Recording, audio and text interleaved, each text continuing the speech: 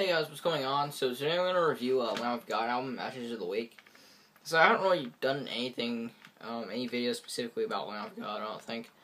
So I don't know, I guess it just felt like a good, I have done a video about Lamb of God now that I think of it. I reviewed Sacrament when I got that. But anyways, I don't know, I was listening to this earlier today. It's a very good album. A lot of people say it's their best. It's one of their best. Well, it has some of their best songs, but as a whole, it's not as good as some of their other albums, like Sacrament or As the Palaces Burn or New American Gospel. Or even their new one was also very good, but this is still a fantastic album. So yeah, a lot of people don't like Lamb of God because they say that they're too generic, or they're like basically a generic metal band. Which I think is stupid because it's like, that's kind of why I like them, because it's like you're kind of getting a little bit of everything with them. You know, you're getting some groove metal, you're getting some thrash, some death metal, some, even a little bit of metalcore, a little bit of grindcore, like just a little mix of pretty much everything except maybe like black metal.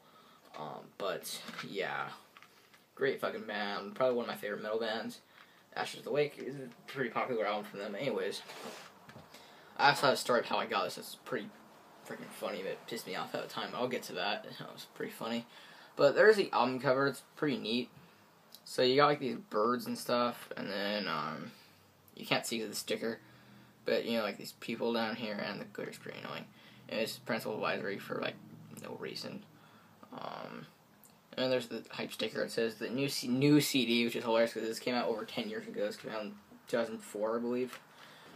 It says new CD featuring Laid to Rest as seen on Ozfest. Enhanced CD with in-studio performance footage. I haven't checked out the enhanced, like the DVD part or whatever, but yeah. There's the back, the track listing, and then like a tank in the background. And in really tiny print, you can't see it, down here it says, "Only the dead have seen the end of the war," and that's a quote it says from Plato. So yeah, when you open it up, I forgot to point out, for some reason the ink on the booklet is kind of smudged on the cover, right over the bird's eye right there. That little gold smudge, kind of annoying. There's the disc cover. It's pretty cool. It says Lamb of God, Ashes of the Wake, and there's the background. Anyway, so and in the back of the book looks like the same thing as the album cover. It's just like continued. So if you like open it up, it's like one big picture. And yeah. Anyways, there's a picture of the band. They look much younger. Rennie Blythe has very short hair. Chris Adler's like, I don't even know, like he looks so fucking young, and they all do. Especially John Campbell. He's like, he's like right there. He doesn't look like fucking Gandalf yet. And Mark Morton's a lot skinnier. But yeah, I don't know. It's funny this band has aged a lot. But then you have all of the lyrics. Actually, the picture pulls out even more like this. But yeah, it's pretty cool looking CD. I like how it has a clear jewel case. I really like that. Nice little touch. More artwork. I don't like when CDs have like the black or white tray. Kind of, I don't know, disappoints me. Alright, so it opens up with pretty much their most well-known song, their most popular song, Laid to Rest. It's fucking great. The production on here is probably some of the best on here. Actually, yeah, it's one of God's best album production-wise, because Sacrament was also very good, but it was not overproduced, but it was almost overproduced. That one, the production seemed too perfect, while on this one, production is just, like, it's not perfect, but it's pretty damn close, which is why I don't like when the production of an album's too good, because then it kind of kills it. Like, on that album, you can't feel the energy. Like, it's so good that it kind of kills away. It's, like, so sterile. While on this one, like, you could feel the energy and the heaviness of like the bass, the drum. Oh my god, the drumming on here is awesome. Chris Adler's a fantastic drummer, especially live too. He's really fucking great. But anyways, yeah, Laid to Rest, great kick-ass song. Great, iconic chorus. Say who gives a fuck. That phrase is very popular from that song. But yeah, great song. And there's Hourglass, which is also very good. There's also another part in that song towards the end of the song where he starts to whisper. His vocals on here are very good. His vocal performance is a little one-sided, but he adds new stuff. So on the previous albums, he just kind of growled and screamed throughout the whole albums. Well, on here, he also kind of whispers sometimes, but it's not as diverse on albums like the new one, where he also did clean vocals, or sometimes he would rant. or even do like a little bit of spoken word inside of a song. But on here, like on the beginning of Way to Rest, he just like kind of like just talks. He does a little bit of like, he kind of speaks in some songs on here, but he has like some whispering towards the end of Hourglass, and it sounds kind of edgy but really fucking cool. Yeah, now you've got Something to Die For, one of their best songs, if not their best. That intro is fucking awesome with just him, like, you know, screaming, now you've got something to die for, with that killer riff and the bass drums, you know, just clicking. The bass drums I hear are very clicky, too. Lamb of God are that kind of band. A lot of, I don't want to say blast beats, but a lot of double bass drumming, which is really just badass. The Faded Line is very good. It's kind of similar to Hourglass, the riff. Emerita, it's kind of a sucky song in my opinion. It basically opens up with a spoken word from Randy Blythe that he didn't write, obviously. I forgot like who wrote it, but it's like it says something about, it's like whoever appeals to the law or something about, I don't know. It opens up kind of like that, and then he says like, if I live, I will kill you. If I die, you are forgiven. Such is the rule of honor. He says something like that, and then it opens with the song, and the song's really slow.